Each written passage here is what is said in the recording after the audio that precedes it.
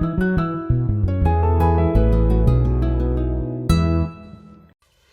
everybody, I've been getting some questions about vitamins and minerals, and people have been posting pictures of the labels to see if this is good enough to meet their needs, which I love. I love all the communication and the dialogue that goes along with that. Keep posting them, that's completely fine. But I wanted to kind of give a little bit more detail as to kind of what to look for, or just to kind of bring maybe your stress down a little bit.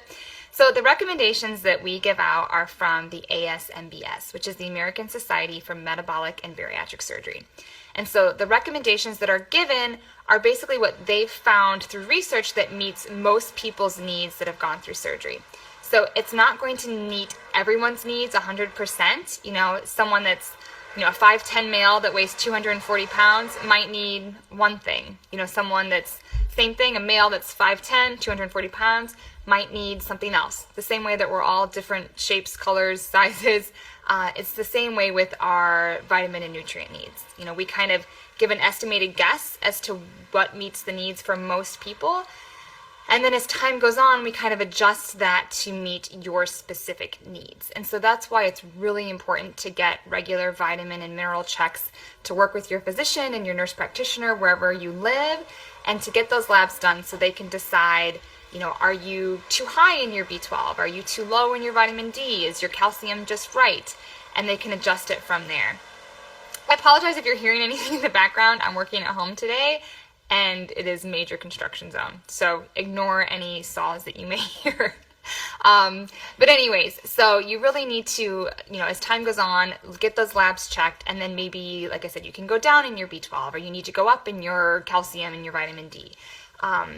So I know it's frustrating. You all just want to have a link to a vitamin that's good for pre-op or good for post-op, and then at 2 months maybe you'll change something. You just want to have one thing that you go to and buy, and that's not really how it works. And it's kind of frustrating to find something, but it's sort of part of the process. Some people can do a capsule from day one post-op and they have no issues whatsoever. Other people can't do a capsule until they're 2 months, 6 months, a year out of surgery. They need the chewables and the liquid. And sometimes what you tolerate might not meet 100% of your needs. So you might need to take 2 doses of something as opposed to just 1 dose that's on the label. Or you might need to take 1 dose of this product and maybe another dose of a different product to meet your needs. And so it can be kind of frustrating and time consuming, but it's not a kind of one and done thing.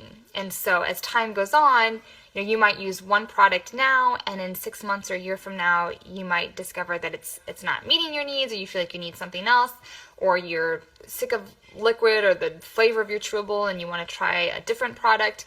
It's one of those things that will kind of ebb and flow as time goes on.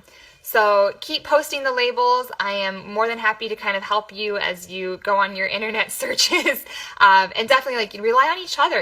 Ask one another what's worked for someone. Maybe someone has a recommendation for something that they did immediately after surgery and something that they're using now, a year or 2 years after surgery. So I love that communication. You learn best from one another. So, but keep posting them, and I'm here if you have any questions. Thanks.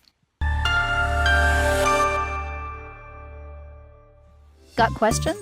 We would love to hear from you in the comment section below. Tell us what else you want us to cover. And do not forget to share and like this video.